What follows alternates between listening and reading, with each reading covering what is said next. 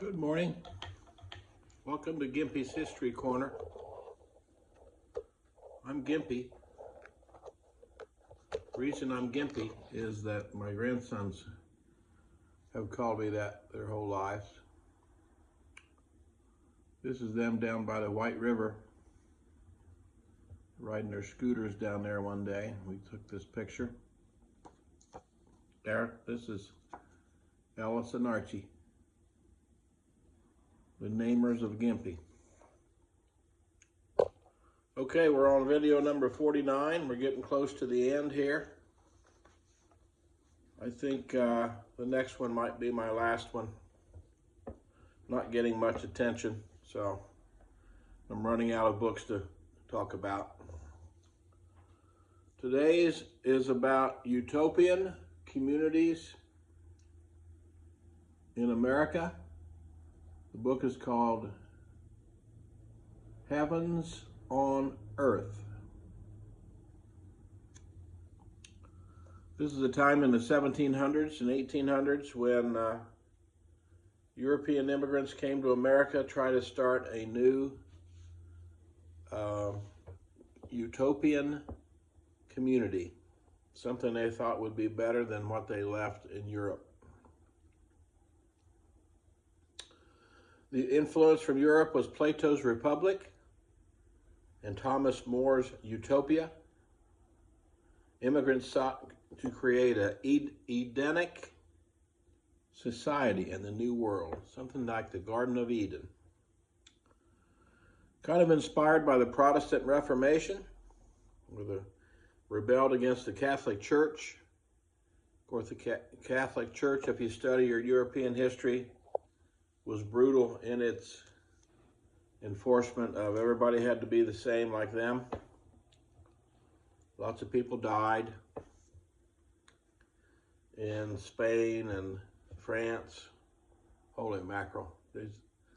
Those Catholics were just brutal in their enforcement of their dominance of the religion. Then when the Reformation came, you had battles, wars fought. England. Okay, so utopian communities. Utopia, of course, is an ideal kind of society, something that will be better than the standard society that we already have. And the authors created a map showing all the different places in America where there were utopian communities. Here it is in the Midwest. Here's in the New England, some out west. The only place it seems there weren't any utopian communities was in the deep south, where slavery had everything under control.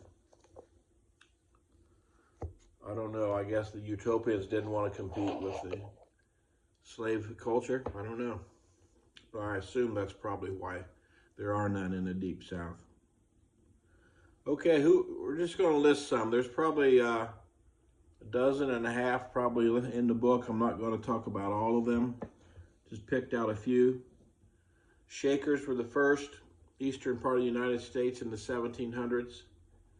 Believed in celibacy, communal living, gender equality, craftsmanship. If you know anything about antiques, you know about Shaker chairs and Shaker furniture. They were excellent at building high back chairs. You can obviously still buy Shaker furniture. It's probably not made by Shakers, but it's a style.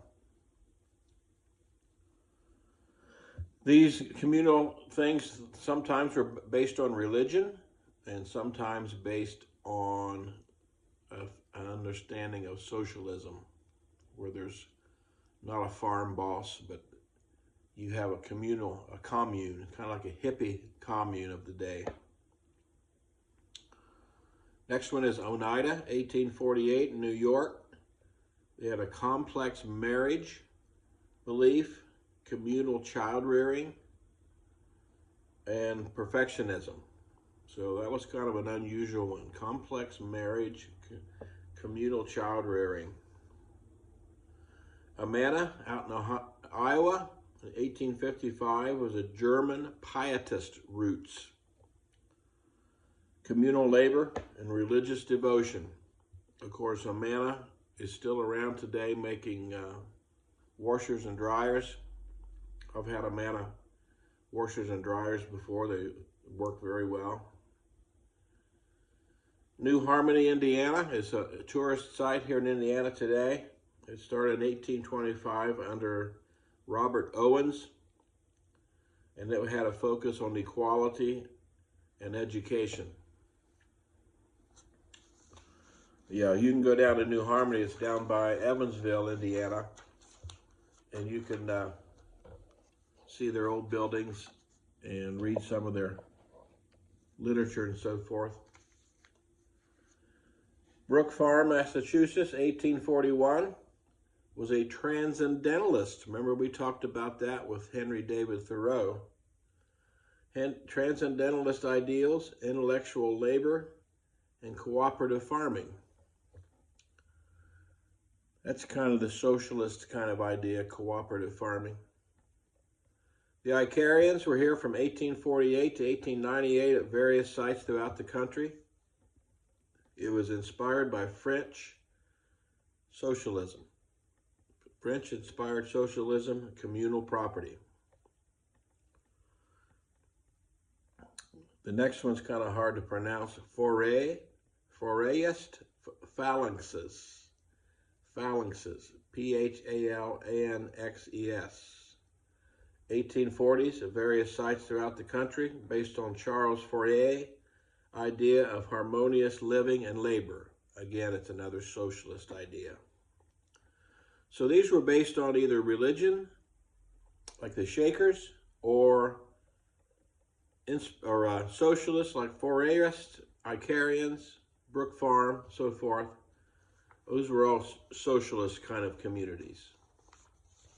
They saw socialism. Of course, President Trump would not appreciate that today, would he?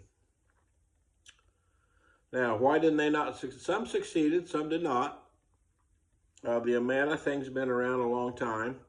I don't know if there's anything left out there as far as the original ideas, but they create nice modern kitchen dryers, washers, dryers, stoves. Challenges and decline. Well, economic sustainability. Could they keep these farms going? They struggled and couldn't retain members on long term. You know, socialism sounds good up front, but after a while you start thinking, well, I don't think we should have done that way. If I was in charge, we would have done this or that. And you start thinking, well, I could run my own farm if I just leave and go somewhere else. Ideological conflicts. You have internal disagreements and leadership disputes. You have a kind of a cult kind of thing like Jim Jones back in the 70s. He was a cult leader. The guy out in Texas that got attacked by the feds, can't remember his name. He was a cult leader. Internal disagreements and leadership disputes is a common thing in any organization, let alone sociological farms. Cultural isolation, separation from the mainstream may seem nice one day, but the next day you'd like to go to town and have a party. Those kind of things made it hard for recruitment and retention of people. They'd rather be out having fun somewhere. And a lot of these were pretty serious, no fun kind of things. Now, I looked up to see if there were any contemporary utopian communities in America, and I found quite a few. I just listed a few here. Twin Oaks in Virginia is based on sustainable agriculture, and it's non-hierarchical, however you say it. The Farm in Tennessee is counterculture seekers, veganism, ecological living. Acrosanti in Arizona, based on architecture and ecology. A lot of hard words in this video. Eco villages, Earth Haven in North Carolina, based on permaculture, renewable energy, and a cooperative belief. So, Heavens on Earth, 17 and 1800s was a time where people tried a lot of things, and some of them were successful, some of them didn't last very long. But mainstream society tends to just keep on chugging along. And these people who try to do things differently might last a while, but then natural human conflict gets in the way, or you have some bad years weather-wise and the farms go down. So that's Heavens on Earth by Mark Holloway, Utopian Communities, 17 and 1800s. Thank you. Have a good day.